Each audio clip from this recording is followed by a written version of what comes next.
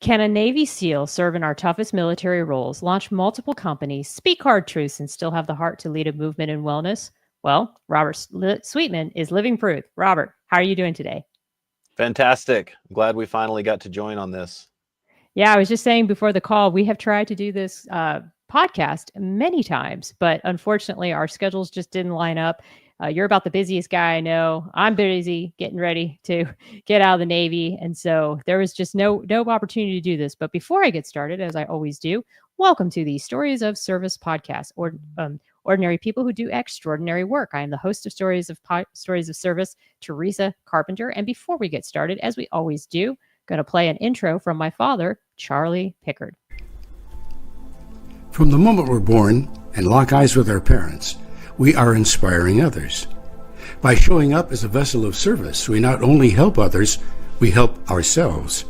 Welcome to S.O.S, Stories of Service, hosted by Teresa Carpenter, here from ordinary people from all walks of life who have transformed their communities by performing extraordinary work.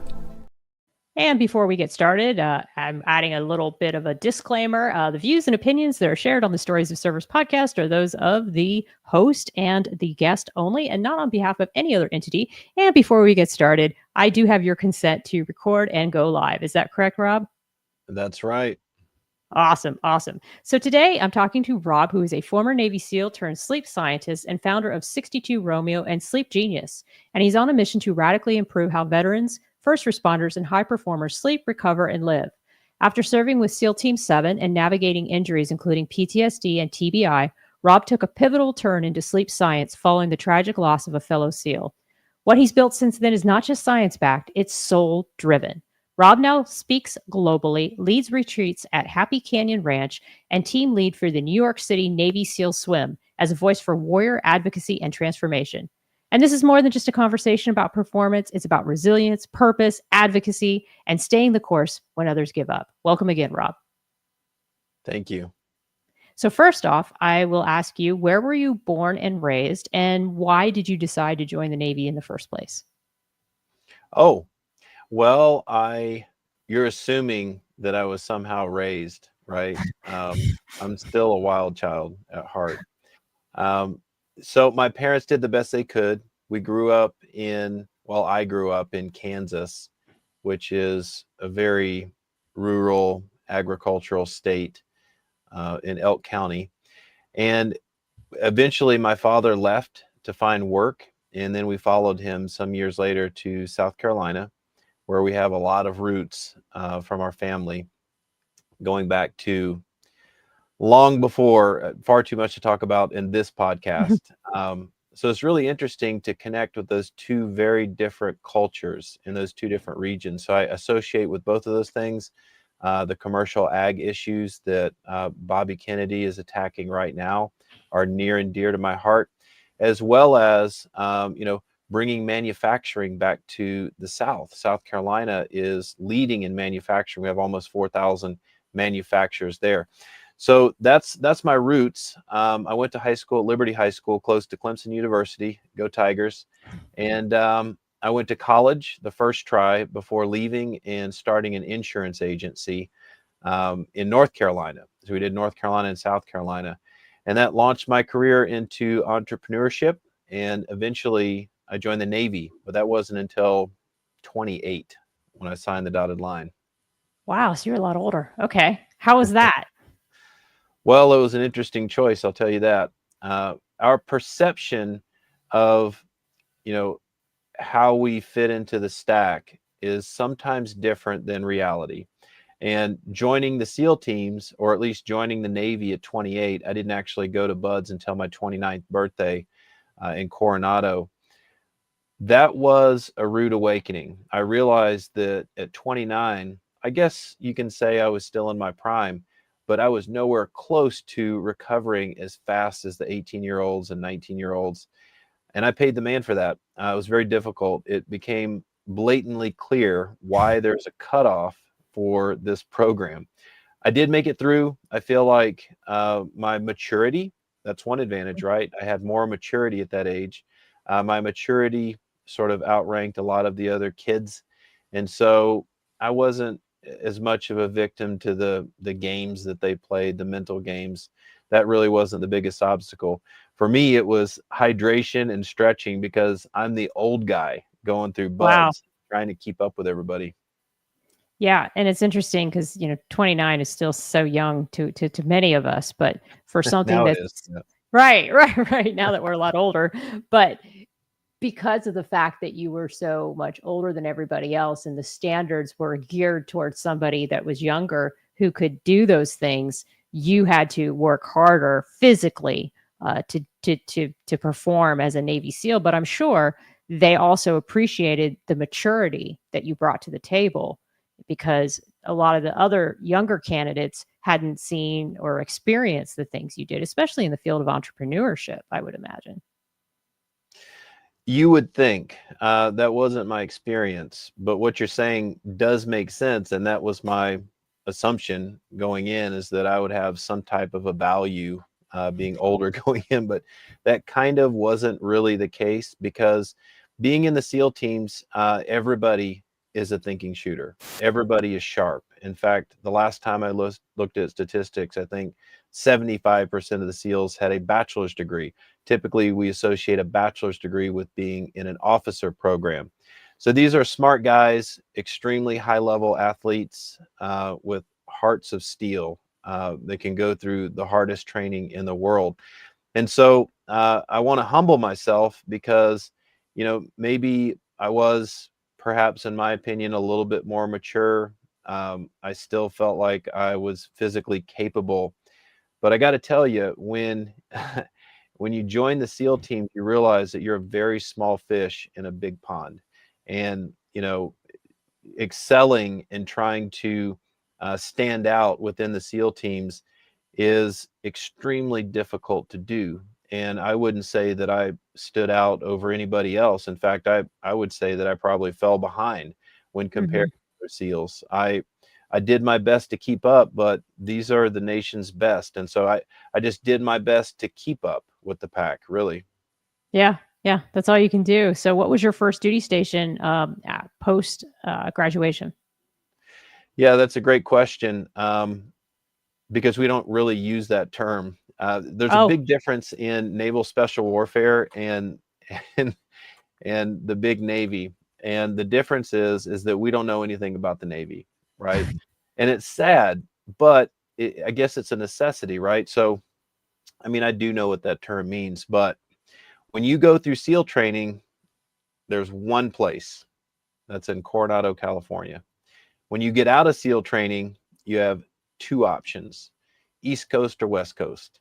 And because I'm from the East Coast, I thought, why not try out the West Coast? And that's where I stayed. I've been here since, gosh, that was 2009. okay, Never left. Traveled the world, but still right. here. So And you did 8 years, is what that's I right. believe. And during that time, what were some of the most memorable deployments, or what was something that I think stands out in your mind as maybe the biggest life lesson that you took away from that experience? Oh boy, there's a lot in that question. Um, well, I'll tell you, a lot of the most exciting aspects of the SEAL teams were training, right? We train Yeah. to be the best. We have, I think, the best training in the world. We can always improve, but oftentimes the deployments weren't as necessarily as fun as training, because now you're faced with very hard situations and you realize why the training is so difficult, because you're going to be asked to do things that are extraordinarily difficult and maybe even impossible, and you may lose your friends and you're probably going to kill people. None of that is good. That's all very difficult. So the training was the good part. Yeah, it sucked. Yeah, we're always wet. Yeah, we're always sandy. But the deployments, a lot of that stuff is classified. The stuff that's not classified, we're going out to the Middle East. We've been in the desert for a long time. I feel like we had a lot of guys that put a lot of effort into Afghanistan. We were all very disappointed with the withdrawal from Afghanistan, that decision in August of 21. that was really just a botched attempt to, I don't know why they thought that the way that they did that would work out any way other than the way that it did, which is terrible. But I'd say probably the biggest life lesson taking away from all of the SEAL teams was how to put others first and be a good team player. Before I joined the SEAL teams, I was a wrestler. I was a cross-country runner, but you still kind of run for yourself. I ran track. I did a lot of individual sports, and I focused on winning for myself, right? And then the team sort of came second. And even when we had a wrestling team, it was so small we could never win a full tournament or a match. We couldn't even fill all the weight classes. So it was just about me defeating the opponent and making it all the way to the state championship and winning. That was the goal in high school. So transitioning, having a little bit of time in college, which didn't change much, but then transitioning to the Navy, it was really surprising to learn just how powerful a finely tuned team can be. And their commitment, what that takes to be a part of that team means you need to put the team first. That's a paradigm shift for a lot of people, especially our younger generation that's hyper focused on their own individual identity. All that has to go away to be an effective team. Absolutely. And I think that what makes you so unique is that you have such a focus on business, entrepreneurship, but then you also dive into advocacy. And I'm wondering if you did any of the advocacy while you were on active duty. And if you did you run into any roadblocks? I'm not as brave as you are, Teresa, and perhaps I didn't have the mind to see outside of my tiny, box of problems. I didn't do any advocacy while I was in the Navy. I was busy trying to keep up with the younger guys, and then I got hurt. I eventually was processed out medically. It wasn't until I experienced the suicide of one of my platoon mates, Ryan Larkin, in 2017, that I decided that this mission to serve others at a high level capacity like the SEAL teams, serving our country, that had to transition to something in the civilian world.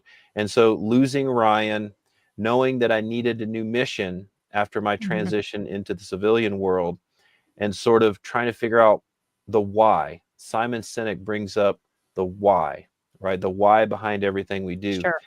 What made sense to me was that I saw a big problem, and I thought that it was sleep in the military.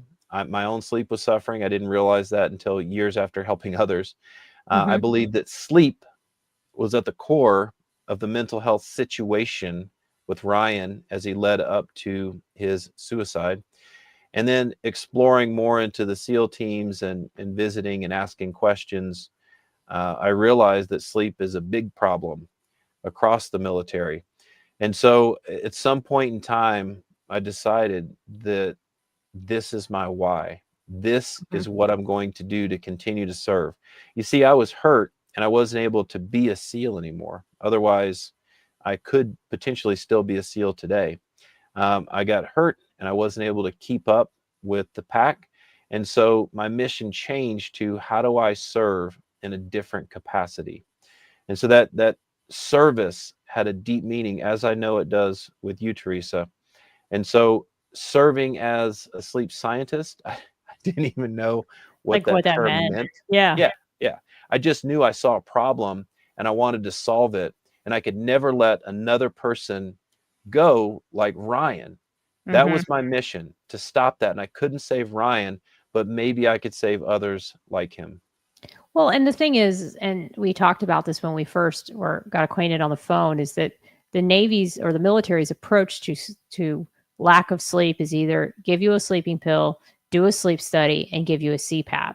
And can you explain to our audience exactly why those methods, as you found in your journey studying this issue, may not be the most effective? Well, I don't want to discredit CPAPs, and it's really an epidemic with obstructive sleep apnea, and we have a lot of central sleep apnea as well. I would like to talk about that, but I want to tread carefully because it's a medical condition, and the medical doctors who've caused so much damage and trauma with the opioid crisis, with the vaccines, with all of these different things. We've lost a lot of trust in the American Medical Association, the CDC, the FDA. All these organizations have lost my trust, and perhaps we can regain it. But I think a lot of Americans agree with me, and especially veterans who have been through the VA system, is that there's an over reliance on drugs. There's an over reliance on devices and surgery.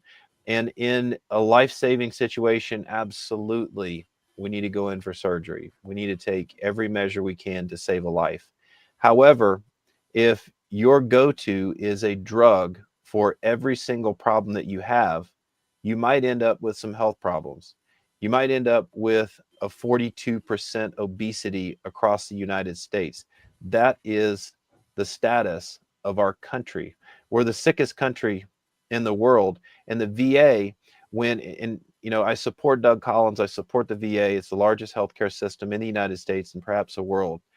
I love my veterans and I want them to get the care that they need. But if you're not going to ask the question, how is your sleep?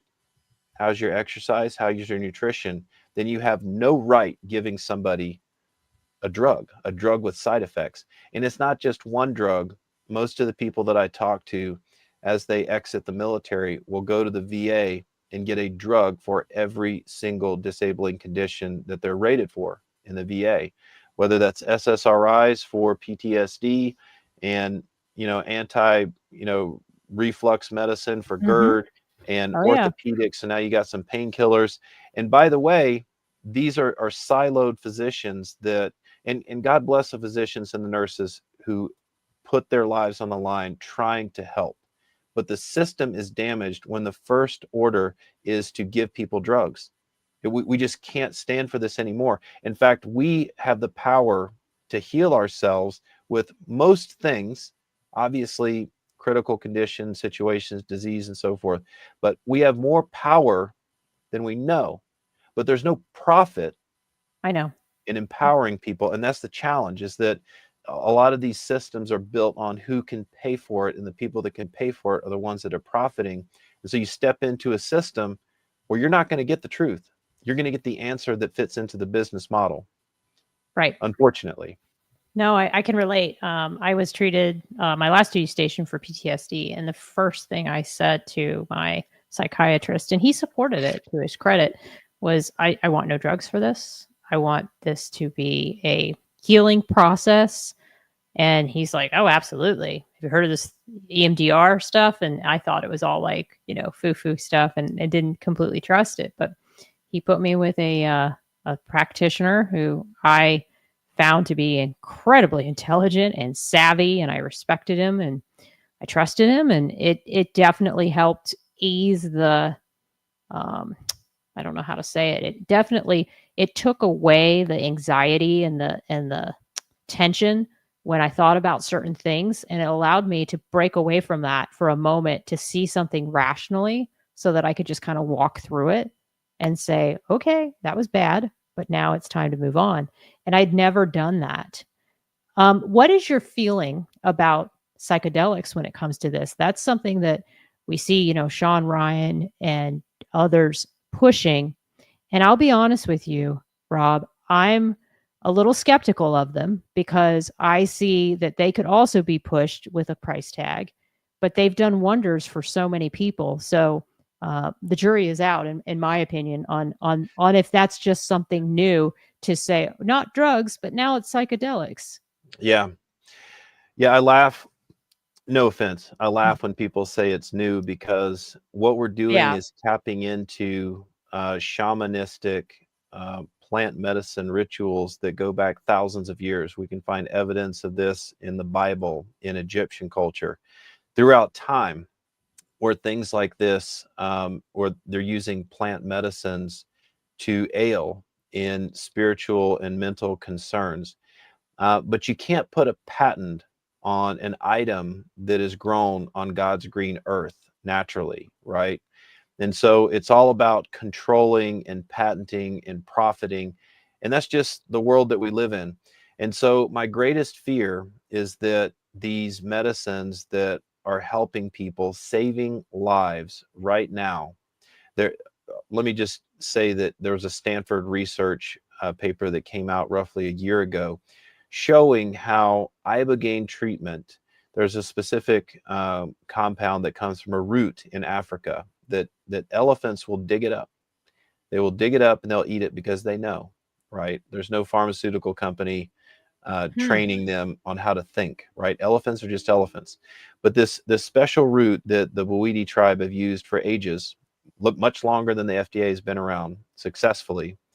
They pull out the alkaloid derivative and use this in a capsule form directly with patients, and that's what Sean Ryan used. And this Stanford study showed a dramatic increase, not only in physical, the way that they feel, but also emotionally. And moreover, I think the biggest thing that we're finding, which is kind of a smack in the face in the medical community, is that one of the big things in the veteran community is traumatic brain injury. And it's similar to concussive traumatic brain injury, like with football players, but it's slightly different. It's called a blast exposure traumatic brain injury. And, Dr. Pearl did the work on Ryan Larkin. They did a cross section of his brain after he died. He gave his life to science. And what they found was that there's astroglial scarring in the brain from this blast traumatic brain injury. And you have this white matter damage, and it really can't be picked up by normal fMRI. You have to have this special diffusion imaging software to sort of time map it to really pick up on this this damage that otherwise goes undetected.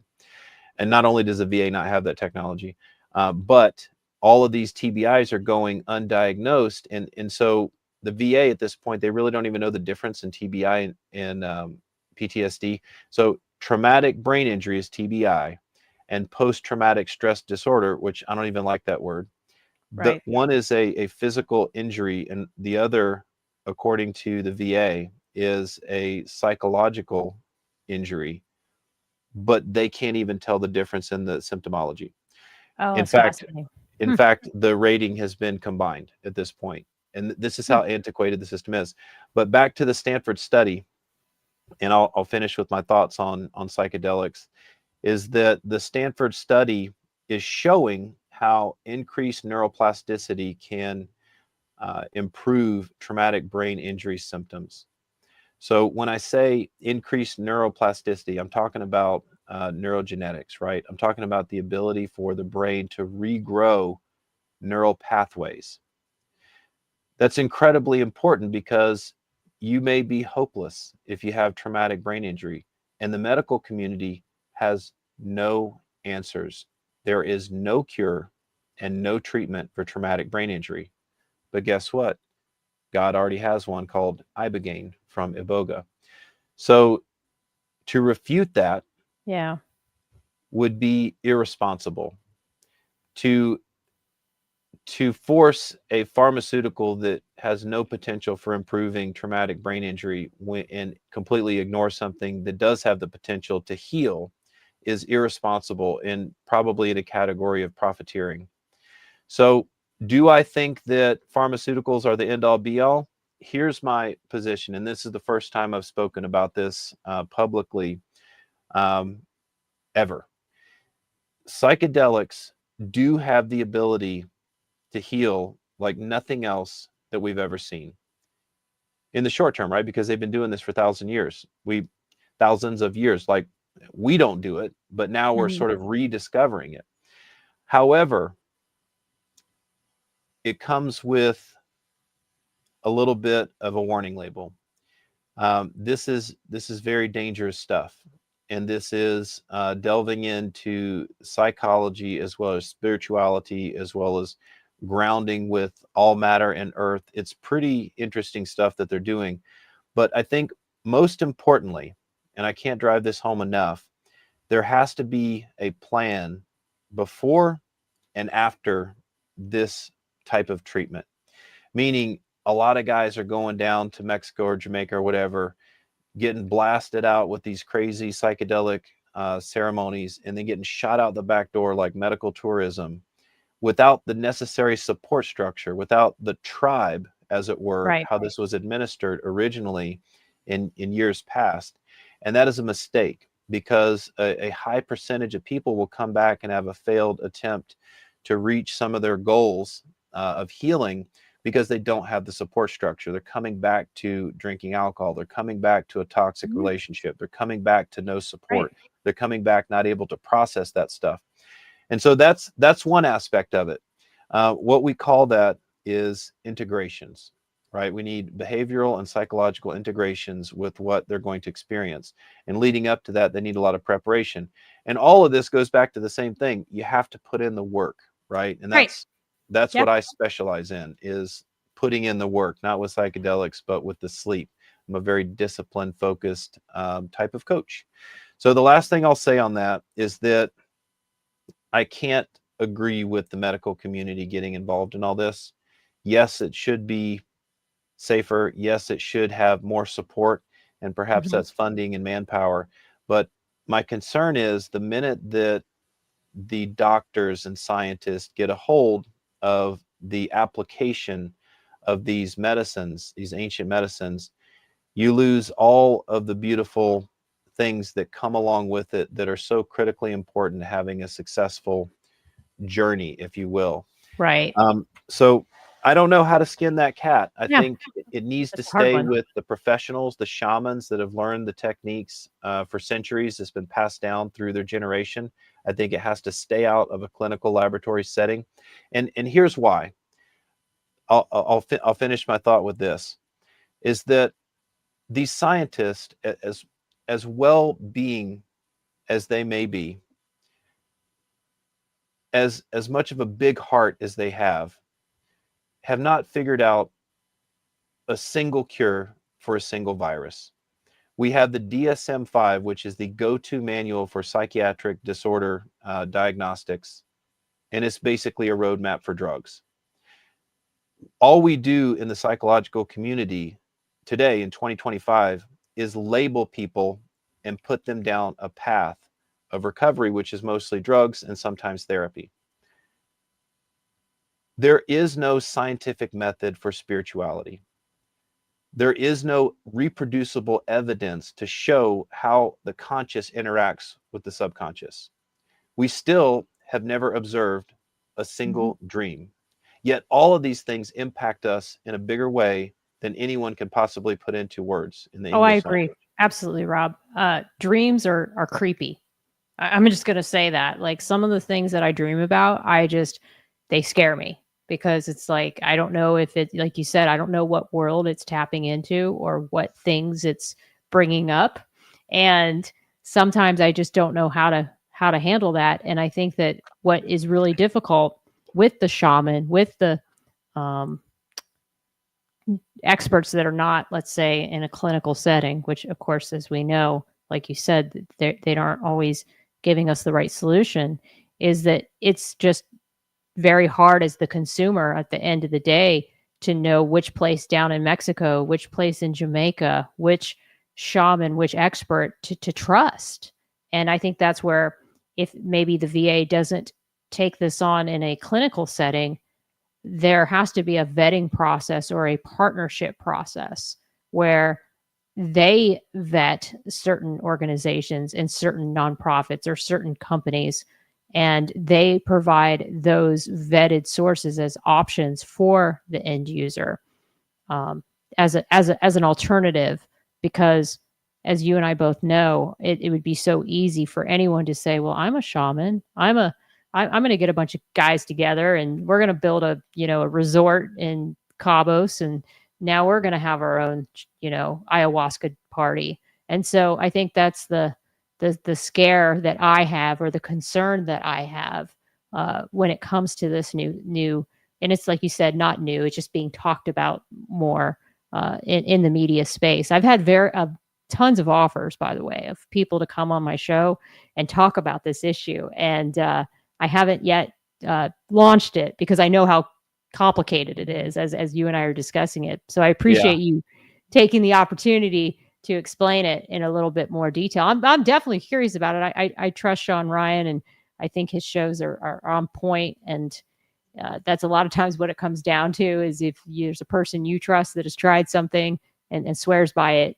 you're more likely yourself to try it. So I do appreciate the explanation. Well, let's be clear. I'm not recommending psychedelics for anybody, and I think that we could get there through therapy. We could get there through meditation.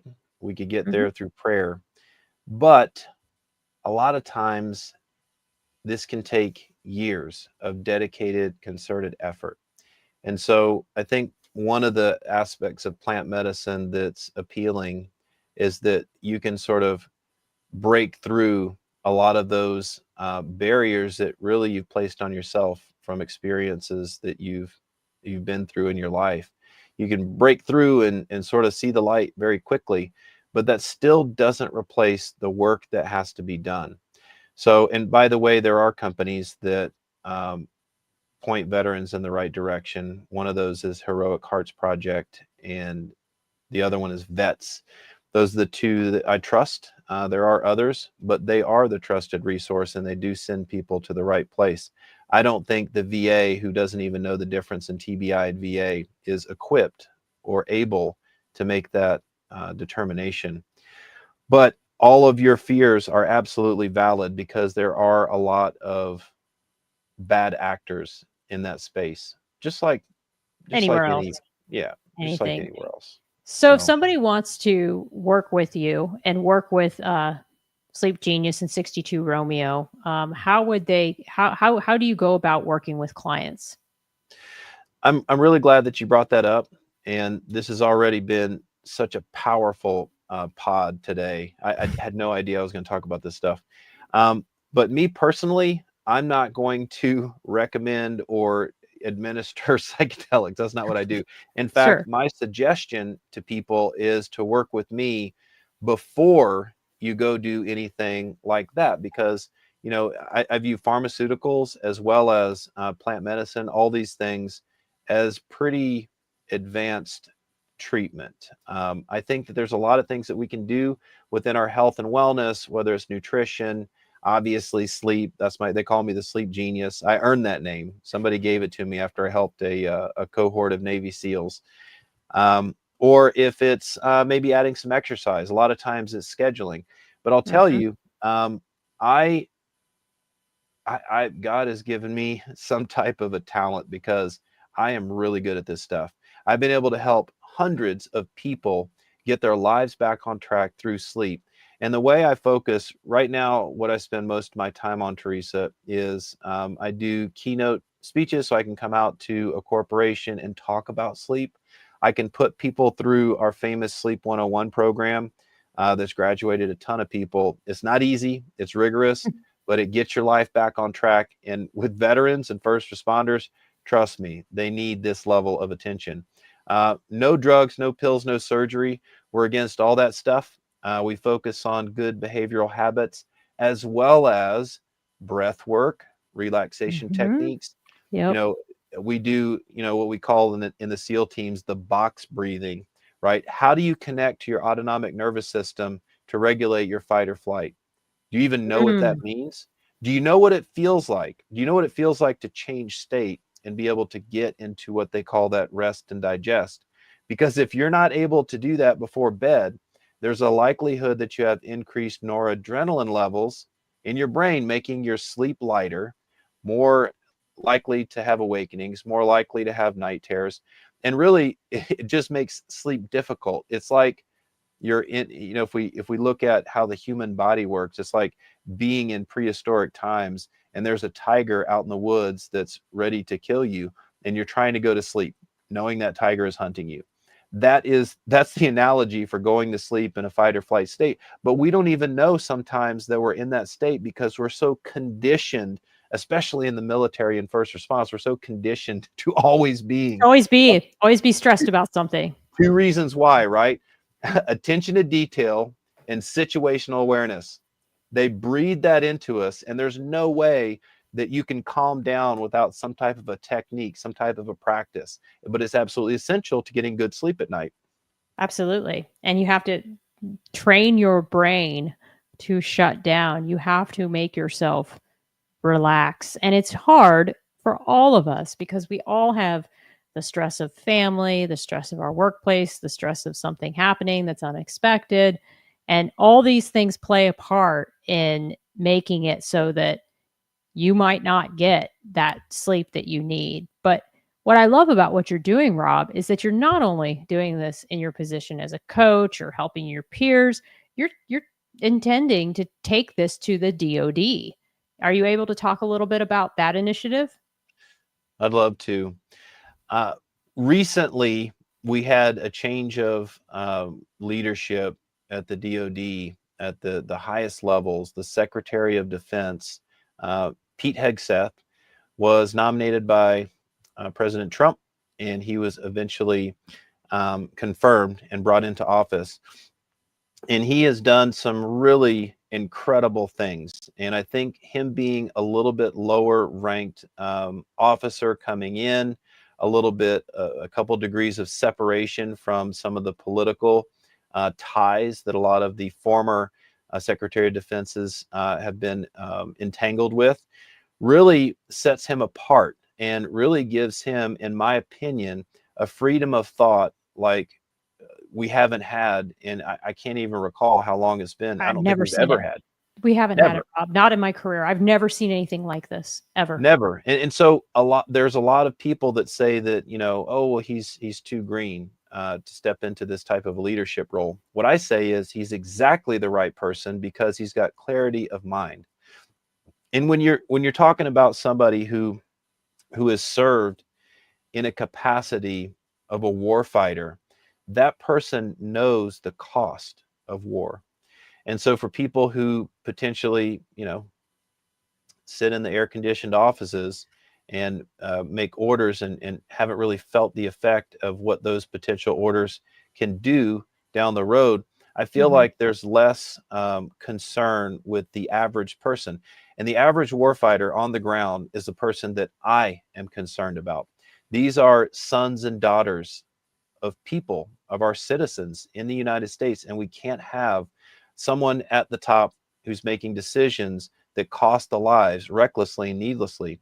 And so when we look at ensuring that we are the tip of the spear and we have the best of the best within our fighting forces in the military, that begins with holding the line on standards.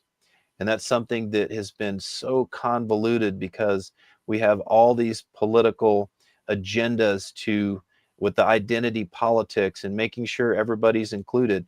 Listen, I love all human beings, all of God's children, but there's a difference in loving and wanting to serve and protect those individuals and picking someone based on a factor that has nothing to do with warfighting, if that makes sense. It does. And I do want to say too, I think the problem is that we have different definitions of what things mean. So people hear words like DEI and woke, and regardless of which side you fall under, these are like lightning rod terms. And instead of, and people, we always have to use them to write a flashy headline or to, make something compelling that people will want to read. But at the same time, I think it's important to explain why these things are damaging. If somebody knows that they were part of a quota, whether that quota was published or not, or if there was an affirmative action, as they say in the civilian world, policy, all that does, in my view, Rob, and this is where I said I would briefly explain this on the podcast tonight, is hurt the people that are being quote unquote marginalized. Because what it will do is it'll make everyone question whether they got it fairly. So you have to eliminate all those things and go back to the fact that we already have policies on the books about groups that have been historically discriminated against. It does not say that those people were not discriminated against in the past. It's saying we can't have front of the line privileges for the people now just because of something that happened in the past, or just because of a bias, because a bias I get emotional about this, but the bias is going to exist no matter what. There's going to be a bias about ideology. There's going to be biases about religion. There's going to be biases about anything to make somebody a scapegoat and to make somebody an other. But I'd love to hear your thoughts about this and how you see Yeah, this issue. absolutely. First and foremost, I think the spirit of DEI for the people who want to ensure that the minorities of the world or the people who are less represented, that they do have a voice. That's so important. And Absolutely. I'm a strong believer, especially in corporate capitalism, where I did a lot of research in graduate school.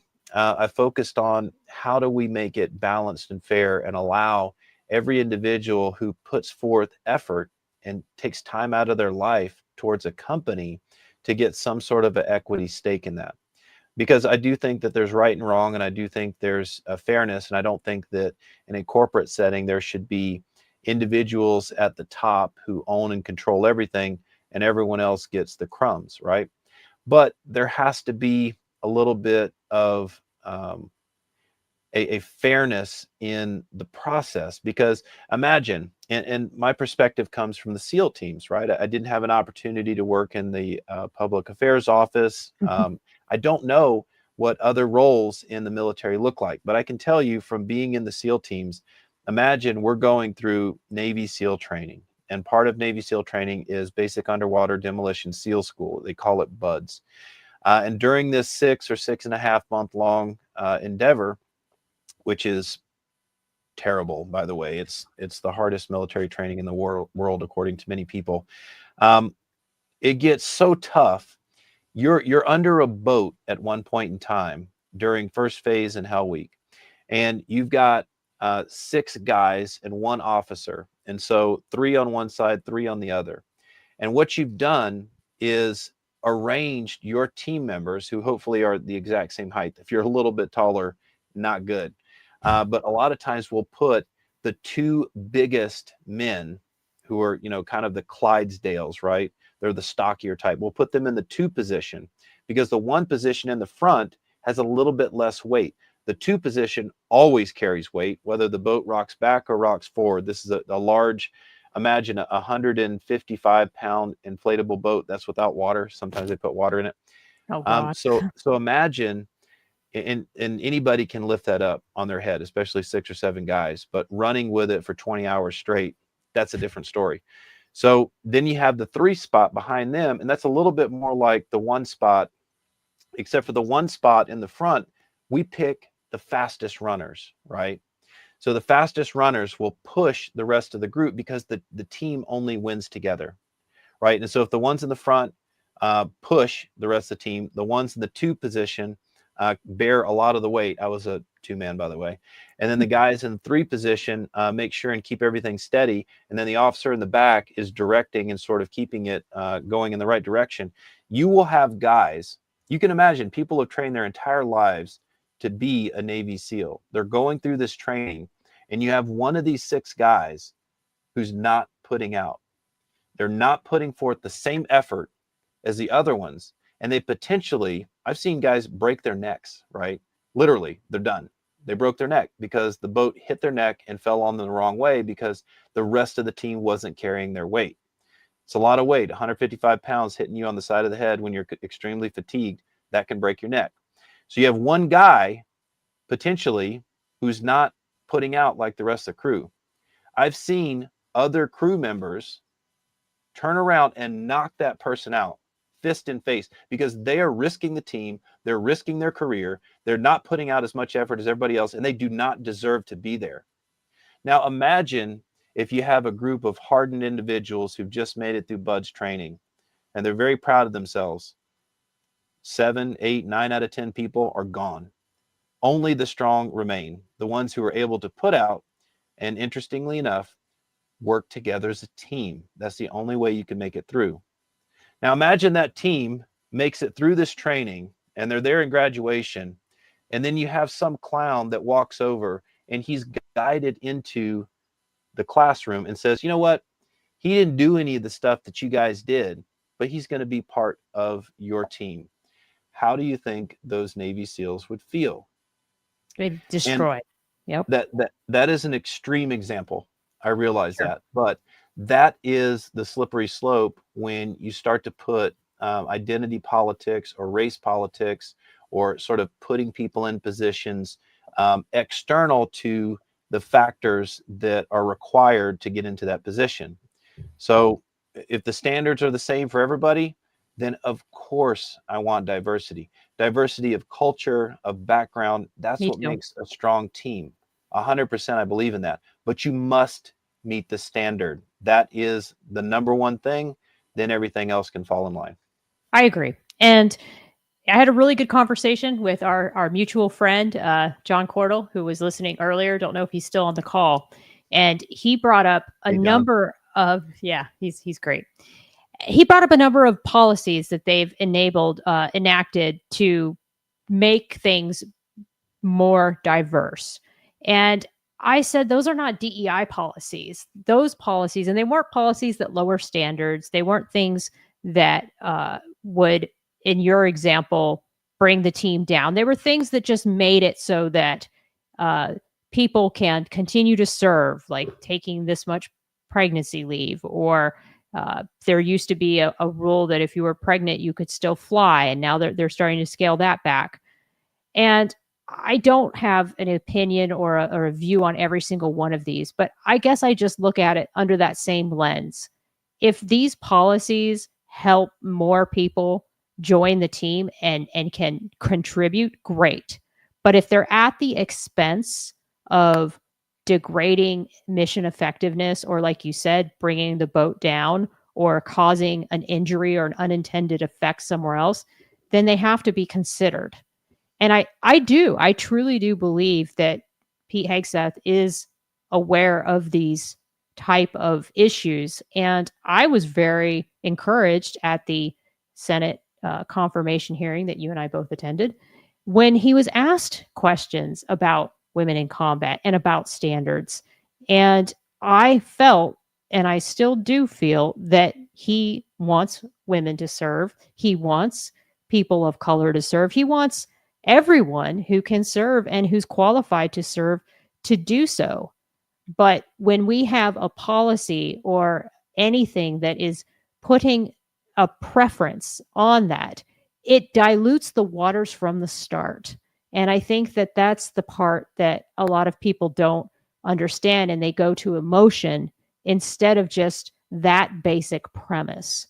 And I hope that one day we can have more conversations about this issue that are open and are respectful, because I do think that if you really talk to people about this, they support what both you and I are saying. Yeah. So that's where I think I want to see those issues come forward. But tell me a little bit about now what's next for you. Like, what's your next goal with Sleep Genius? And what do you have on the horizon coming up that you want people to know about? Thanks. Appreciate that. So I didn't finish answering about Pete Hegseth and what I'd like to do with the DoD. Mm-hmm. One of the initiatives that I've started is called Weaponizing Wellness for the Warfighter. Now, that's a little bit of word salad, right? But what we're getting at is the number one thing that Mr. Hegseth spoke about as he was taking office, which is lethality, right? And I feel like we're at a state of, it's a first world problem, right? That we're starting to nitpick on the particularities of what it means to be in the military. What it means to be in the military is very simple. We have to protect our country. We have to protect freedom. We have to protect rights, as basic human rights for those around the world, but primarily we have to focus on the U.S. first. And so if we go into war and we haven't been in a first world conflict in, how long has it been? Korea? I mean, we've been fighting for a long time. Vietnam, I would say. Vietnam. So what's going to happen when we have a first world threat? It's only a matter of time, and I don't want to be dystopian. No, I agree with you. We have to acknowledge and we have to be prepared. Do we want the most politically correct military, or do we want to save lives? And I think that's the point that of lethality is we are the gatekeepers of life and death when our civilization is at threat. And a lot of these concepts are not something that the average person, they're just not ready to talk about, but that's absolutely things that we think about in the military. Moreover, I feel like our culture has been to drive so hard to be the best and to sort of put sleep, I'm a sleep scientist, I focus on sleep, I'm looking at sleep. They put sleep on the back burner. Not only do they have it on the back burner culturally at the grassroots level, but that we also have policy. And I don't just mean a banner that says, here's what we should be doing, right? I mean the implementation of policy, meaning if our bureaucracy says that we have to be so busy that we can't even have time to go to sleep because the schedule is so full, we have to ask ourselves, what are we doing? Well, and Rob, this gets into meetings and bureaucracy and looking like you're working but not working. A lot of people don't really understand what really takes place on especially at staff jobs. You see a lot less of it at the tactical level, but at the staff level, I agree with Mr. Hagstaff. There is a lot of bloat and there is a lot of redundancy. Nobody wants to talk about that. But I mean, I have worked on staffs where literally I never saw my boss because he was sitting in a meeting all day long. And I would question the productivity value and the usefulness of the many read aheads and PowerPoints and just overwhelming amount of administrative work that we put on people, even at the tactical level, in favor of not training towards lethality or training towards sharpening that saw. And like you, I do think it's a matter of not if we'll have a near peer competitor, but when. And Scott Mann talks about it. We see signs of it with like certain types of incidents, the New Orleans incident, the Cybertruck incident. I just think there are signs. Scott Mann talks about it all the time. There are signs that are happening that unfortunately we're ignoring. And I often wonder if it's going to take, sadly, some major catastrophic event for us to be ready. And that's where I give the administration credit where credit's due and say they're at least looking at what it's going to take to be ready because they see the writing on the wall as you and I do as well. Mm. So I think what you're doing is amazing. I applaud the efforts that you're doing to work in this fight. I applaud the efforts that you do in the advocacy space. You probably saw, I very recently shared a video of you in Coronado advocating on behalf of your fellow SEALs. There is, no shortage of advocacy issues surrounding the military that we all can speak up and speak out on and continue to exercise, even on active duty, our First Amendment rights, which are semi-limited as an active duty member, but are not ever taken away. And I always say, like freedom of navigation, if you don't use it, you'll lose it. So use it. Mm. But before we get off here, I know go ahead. Well, if anyone wants to get in touch with me, I focus on helping with sleep. And that can be you, your spouse, your friends, somebody at your church, somebody at your command. This is all I do. I'm sort of an open book and I want to help. You can reach me at Rob@Sleep Genius, which is SLEEPGENI.US. That's also the website with a ton of resources. We have an app, we have everything. So my goal is to make the biggest impact in this little niche in the world with the remaining days I have left. So please feel free to reach out. I love it. I love it, Rob. I'm so honored to have met you. I very much thank Navy SEAL Bill Brown for introducing us and hope to see you this August at the New York City SEAL Swim. Still working on trying to get the logistics down to at least attend as a supporter. But I just love what you guys are doing. I will meet you backstage. I'll go full screen and do the closeout. But thank you so much for joining the Stories of Service podcast.